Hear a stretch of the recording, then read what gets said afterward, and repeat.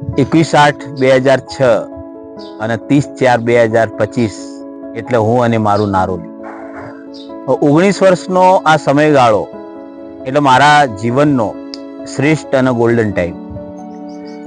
21/8/2006 માત્ર 25 વર્ષની ઉંમરે આ નારોલીમાં પ્રથમ પ્રગરણ કર્યું. એ વખતનું નારોલી 2006નું 2025નું તો રાત દિવસનો ફરક છે. એ વખતે કોઈ વાહન વ્યવહાર નહીં, કોઈ પાણીની વ્યવસ્થા નહીં, કોઈ મોબાઈલના ટાવર નહીં, અને ત્યાંથી મોડી અને 2025નું નારોલી એ સમૃદ્ધ નારોલી છે. નારોલીના ઘણા બધા સંસ્મરણો છે. એક આખો યુગ ગણી શકાય કે એના અંદર ઘણું જીવન જીવ્યા છીએ, ઘણા લોકો સાથે મળ્યા છીએ, ઘણા લોકોની ભાવનાઓને સમજ્યા છીએ. આમ તો જિલ્લો તો બનાસકાંઠા, પણ નારોલી એટલે રાજસ્થાનની બોર્ડર ઉપર આવેલું છેવાડાનું ગામ. ત્યાંના લોકો, ત્યાંની રહેણી કહેણી, ત્યાંનું જીવન ધોરણ બીજા તાલુકાઓ કરતા અલગ, પણ એમાં ઘણું શ્રેષ્ઠતમ મળ્યું છે. નારોલી મારું કર્મભૂમિ. નારોલીમાંથી ઘણું બધું મેળવ્યું છે.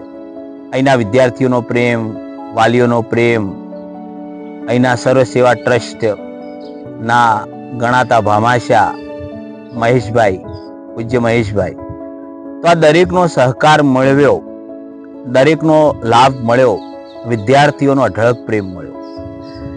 આવ્યા હતા એટલે શૂન્ય હતા, પણ અહીં જ્યારે આજે જઈ રહ્યા છીએ એટલે ઘણું બધું લઈને જઈએ.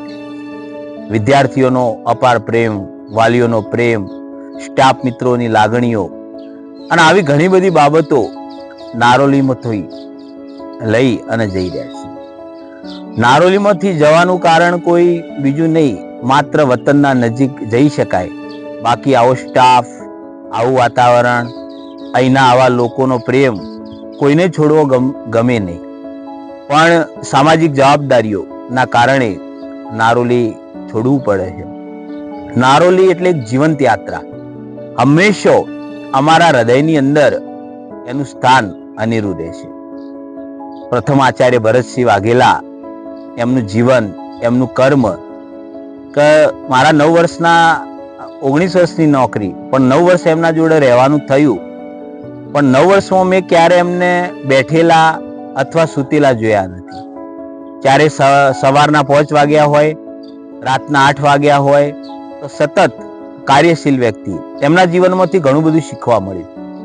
ત્યારબાદ જેડી ચૌહાણ સર, એમના જોડેથી ઘણું બધું શીખવા મળ્યું. આ લોકોએ અઢળક પ્રેમ આપ્યો છે.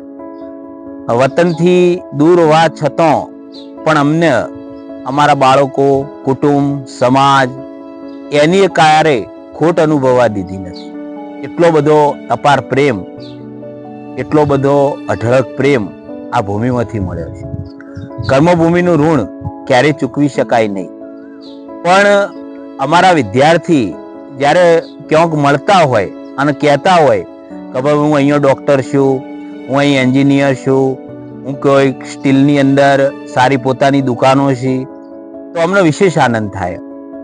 કારણ કે વિદ્યાર્થી કંઈક બને તો શિક્ષકને પોતાના બાળકો કંઈક બને એના કરતો પણ વિદ્યાર્થી કંઈક બને એનો સવિશેષ આનંદ થાય. તો અહીં ઘણું બધું મેળવ્યું છે અને ઘણું બધું જીવનનું ભાથું લઈ અને અહીંથી જઈ રહ્યા છીએ. આ એક જીવનનો પડાવ હતો. કારણ કે સૂર્ય ઉગે છે તો સૂર્ય હાથમાં છે, ફૂલ ખીલે છે તો ફૂલ કરમાય છે, જો મિલન છે તો જુદાઈ છે.